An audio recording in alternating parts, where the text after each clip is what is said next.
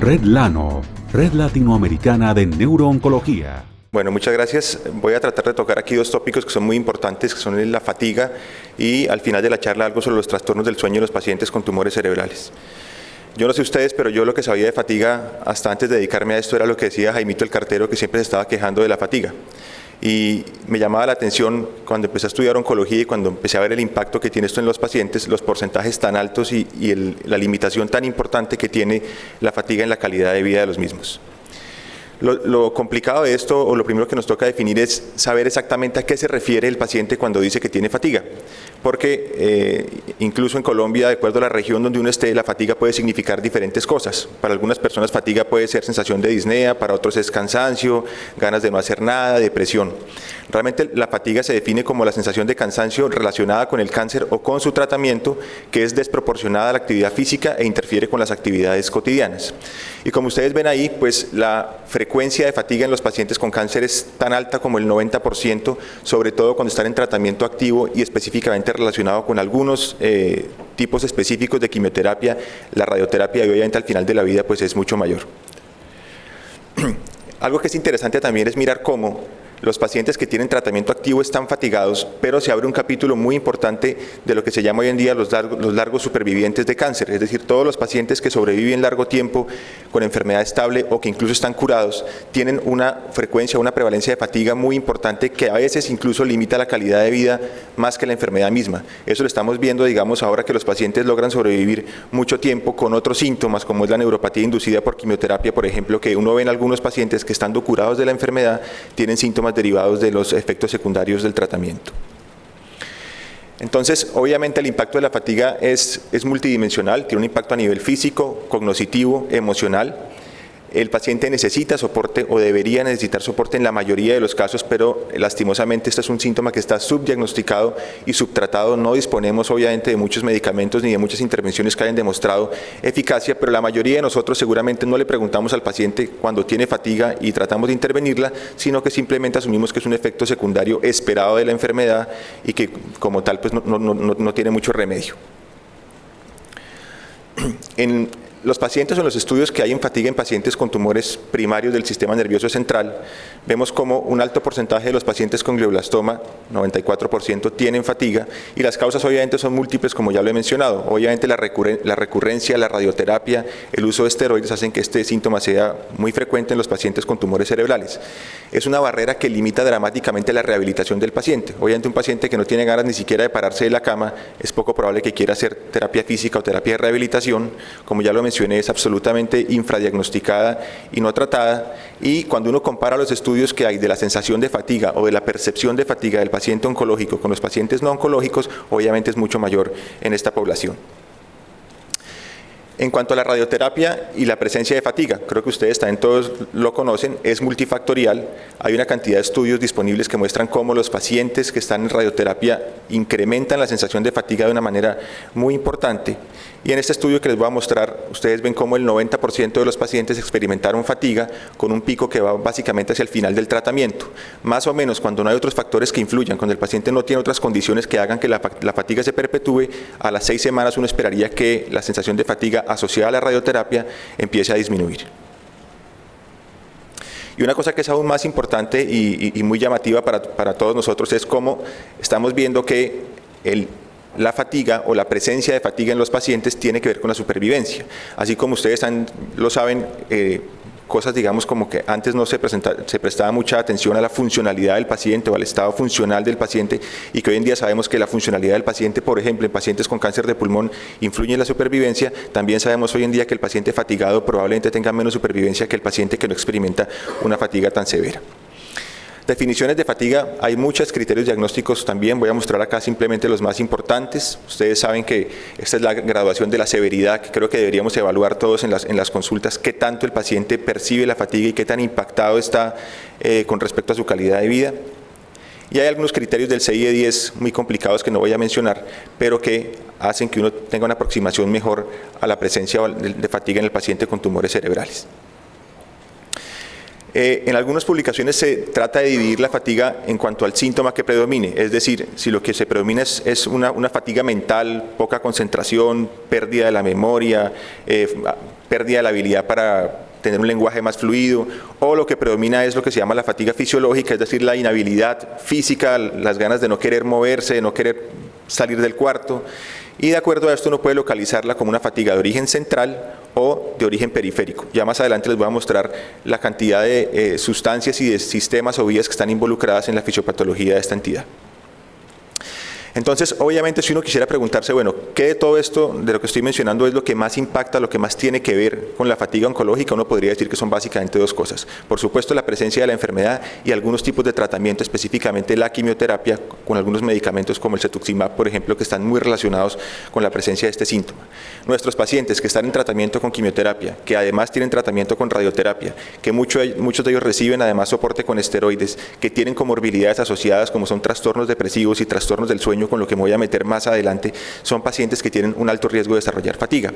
Y esto tiene que ver obviamente con alteraciones del ciclo circadiano, con alteraciones del eje hipotálamo adrenal, con los niveles de cortisol, con la presencia del síndrome de caquexia tumoral, que también es un síndrome que está muy asociado a la fatiga, pero no quiere decir que el paciente que esté fatigado tenga caquexia o que todos los pacientes con caquexia tumoral necesariamente tengan percepción o sensación de fatiga. Tiene que ver además con la alteración en los niveles de serotonina, con activaciones aferentes del nervio vago, la presencia de anemia, como ustedes saben, que es otro factor muy importante relacionado con la fatiga, alteraciones en la producción del ATP y polimorfismos de citoquinas. Entonces, cuando uno junta todo esto, entonces uno ve cómo los factores genéticos asociados, los factores comportamentales como la depresión, el estrés, el índice de masa corporal, las alteraciones del cortisol, hacen que se promueva, digamos, o que se presente una cascada inflamatoria con niveles elevados de interleuquinas, de proteína C reactiva, alteraciones de la dopamina, que finalmente, cuando todos estos factores se juntan, van a llevar a que el paciente presente fatiga. Aquí les muestro una gráfica donde se ve cómo la fatiga está definitivamente relacionada con los niveles de cortisol, pero también uno podría entrar a discutir acá que separar o pretender decir que solamente la fatiga tiene que ver con los niveles de cortisol o que los niveles de cortisol son los causantes de la fatiga, pues obviamente sería muy superficial, porque sabemos que estos pacientes pueden tener obviamente otras razones por las cuales tengan alteraciones del cortisol, como puede ser las mismas alteraciones que producen los tumores cerebrales, el soporte con corticoides endovenosos orales que nosotros damos y los mismos tratamientos de quimioterapia y radioterapia. En estos pacientes, y juntando esto un poquito con lo que voy a meterme más adelante de los trastornos del sueño en el paciente con cáncer, con tumores cerebrales, en todos los pacientes oncológicos se ha visto que hay alteraciones propias del ciclo circadiano que tiene que ver también con cambios biológicos que induce el tumor y con cambios biológicos que también inducen los tratamientos de quimioterapia, alteraciones del sistema inmune y inversión del ciclo sueño-vigilia. Hay una relación que es llamativamente inversa entre la actividad diurna y la fatiga y una relación positiva entre la falta de sueño y la fatiga. Entonces, cuando uno quiere mirar todo esto un poco más de manera general, tiene que hablar un poco también de lo que es la anemia y la caquexia. Una de las cosas que tal vez mejora más la fatiga en el paciente oncológico es la corrección de la anemia cuando esto tiene indicación. Entonces, el paciente que está anémico, que se queja de fatiga y que uno cree que con la transfusión de glóbulos rojos o con soporte con eritropoyetina puede mejorar, es tal vez de los pocos pacientes en los que uno ve que el paciente realmente mejora al dar este soporte transfusional. Lo que pasa es que aquí viene la gran discusión, y es que ustedes saben que estos medicamentos solamente están indicados en pacientes que están en tratamiento oncológico activo y no hay evidencia, o incluso hay evidencia que muestra que es contraproducente administrar este tipo de estimulantes o de eritropoyetina en pacientes que están en tratamiento paliativo únicamente. Entonces, como les estaba diciendo, la anemia es tal vez una de las causas tratables de la fatiga. Esto depende del tipo de tumor, depende del estado del paciente y depende del tipo de tratamiento que el paciente esté recibiendo. Y cuando uno junta estos tres factores, la caquexia, la depresión y los desórdenes del sueño, por supuesto que tiene una posibilidad mucho mayor de que el paciente presente mayor fatiga. Otros factores que tienen un impacto menor pero que están relacionados también con este síntoma son la funcionalidad baja, bien medida por el ECOG o por el índice de Karnofsky, el ser mujer o el género femenino y el estadio de la enfermedad. Obviamente los pacientes con enfermedad avanzada tienen mayor posibilidad de tener este síntoma con mayor frecuencia. Entonces, todos estos factores, como ustedes lo ven ahí, los factores emocionales, la depresión, el sueño, y fíjense cómo he mencionado esto de manera repetida porque quiero que a ustedes les quede claro que el tener un trastorno del sueño, como es frecuente en estos pacientes, es una cosa que va ligada también a la presencia de fatiga. Entonces, uno puede tratar de corregir el síntoma específico, es decir, la fatiga, y si no corrige los trastornos del sueño, si no corrige el trastorno depresivo, probablemente la fatiga se va a perpetuar y no vamos a lograr ningún tipo de mejoría en estos pacientes. Los factores nutricionales, la presencia de anorexia, caquexia, obviamente los trastornos hidroelectrolíticos, los efectos secundarios de los medicamentos como los esteroides, la sarcopenia, la presencia de infecciones o de enfermedades asociadas como enfermedad cardiovascular o pulmonar, también están asociados con la presencia de este síntoma.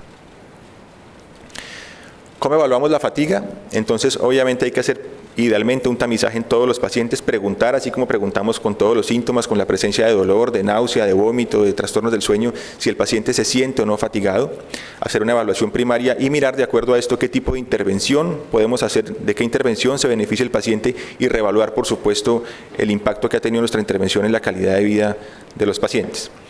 Uno podría usar múltiples escalas para evaluar o para diagnosticar la fatiga, pero sabemos que el tiempo que tenemos con los pacientes a veces es reducido. Entonces uno podría hacer básicamente dos preguntas, que es decirle al paciente si experimenta fatiga o no y qué tan severa es. Y luego de esto, preguntar qué tanto se siente el paciente limitado desde el punto de vista de la funcionalidad por este síntoma, que es una cosa que parece superficial, pero que, digamos, no le ponemos atención y no lo hacemos, y es que no es suficiente medir la intensidad del síntoma, sino realmente mirar cuál es el impacto que tiene en la funcionalidad del paciente ese síntoma. Uno a veces se queda contento, se conforma con decir que el paciente le bajó el dolor de 7 a 3 y creemos que eso ya es un éxito terapéutico, pero lo que no vemos es que lo que nos importa realmente no es que el número baje de 9 a 3, sino que el paciente con esa intervención haya mejorado su funcionalidad. De nada me sirve que un paciente esté en la cama con 3 de dolor o con 3 de fatiga y no se pueda levantar porque para él todavía sigue siendo una limitación funcional importante y el paciente se quede postrado por esa razón. Entonces,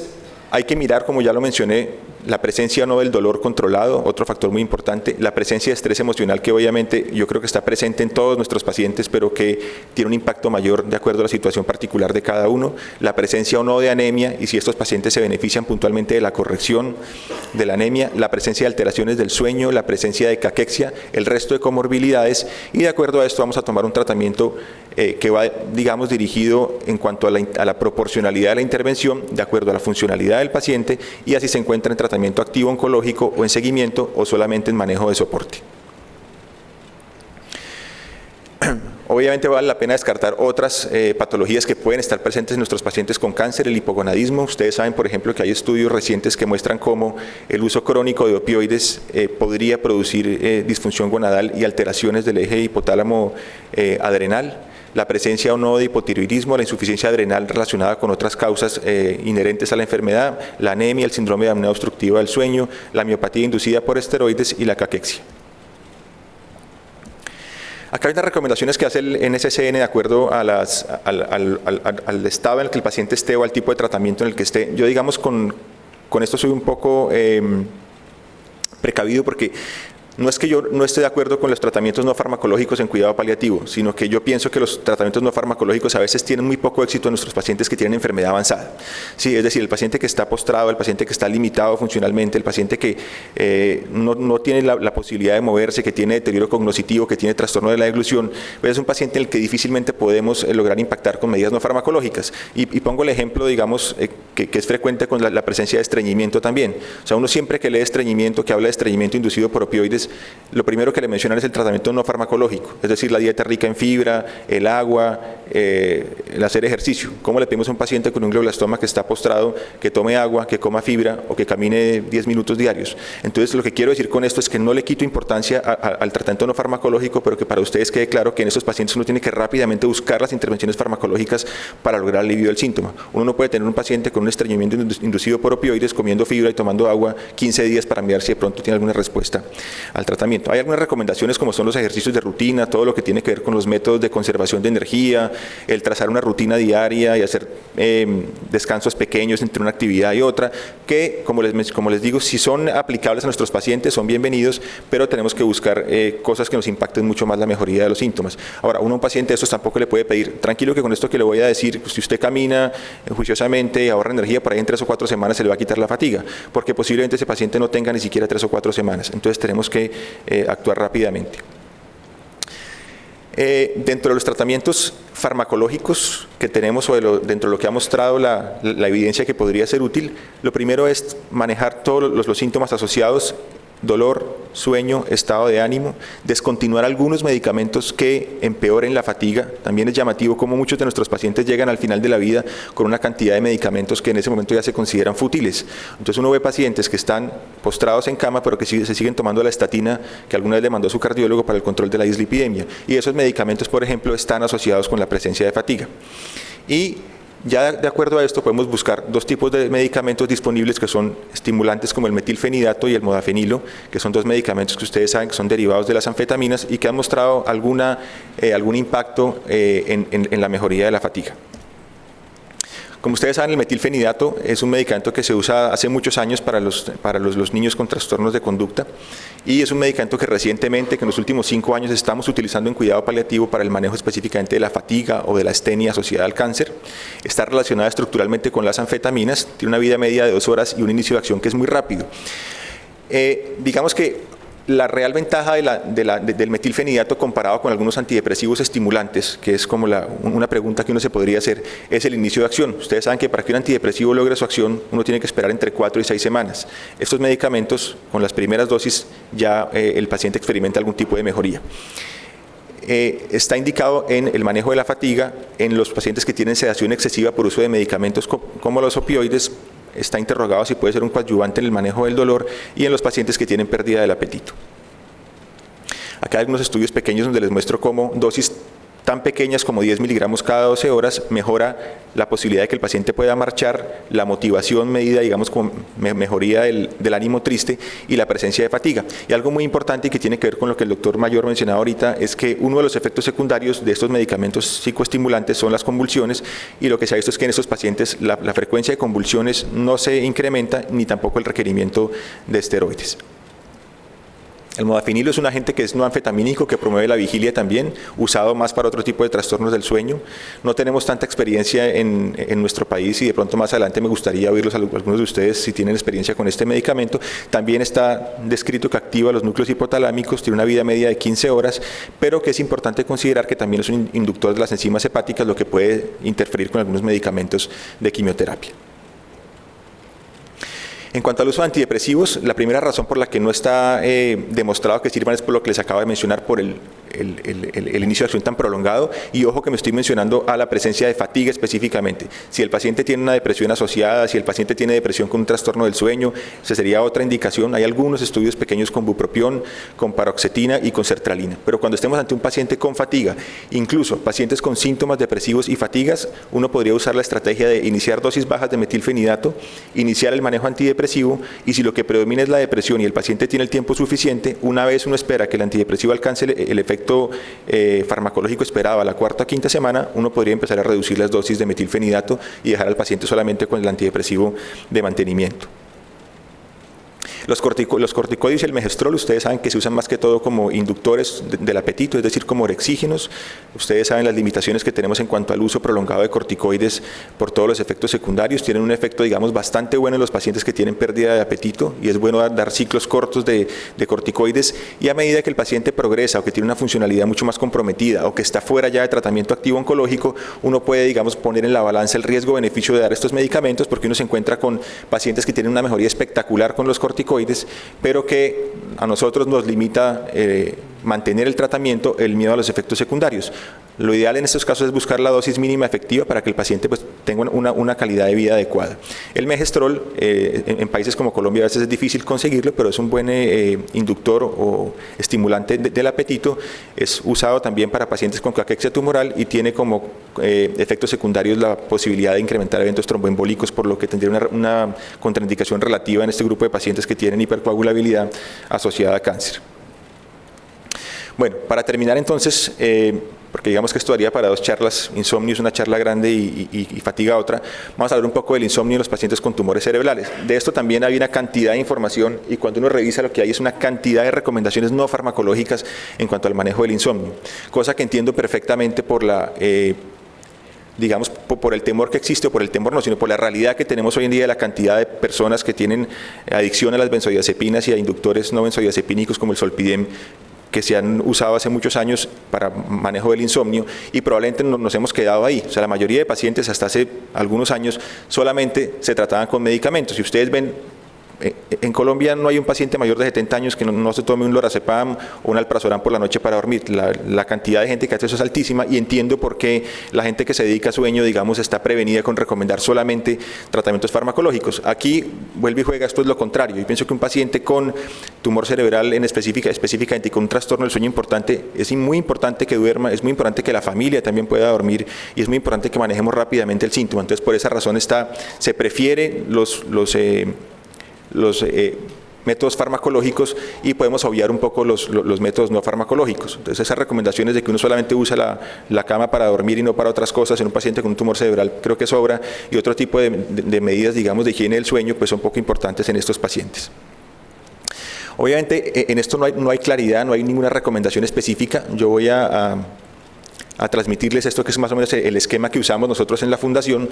Entonces es mirar el paciente que tiene insomnio y que tiene un tumor cerebral, mirar qué otro síntoma asociado tiene, que la mayoría lo tienen, para de acuerdo a eso usar el medicamento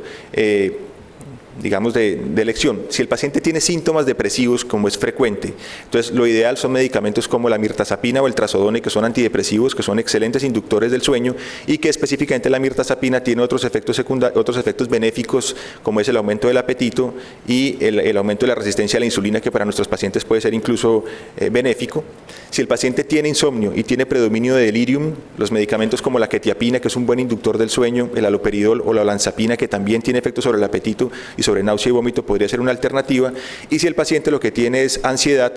los medicamentos de elección serían las benzodiazepinas, como el clonazepam, que tiene una vida media más larga. Esto no quiere decir que uno pueda combinar estos medicamentos. Uno puede tener un paciente que puede tener un antidepresivo más una benzodiazepina, o puede tener un antipsicótico atípico más una benzodiazepina. Para concluir, entonces, sabemos que la fatiga y el insomnio están relacionados con los tumores cerebrales de una manera o muy frecuentemente. Son problemas que se pueden manejar y que tienen gran impacto en la calidad de vida de los pacientes. La causa es desconocida, con múltiples hipótesis, y que obviamente para eso se requiere un manejo multidisciplinario donde participen los oncólogos, los radioterapeutas, los médicos de cuidado paliativo y todo el equipo involucrado en el cuidado del paciente. Muchas gracias.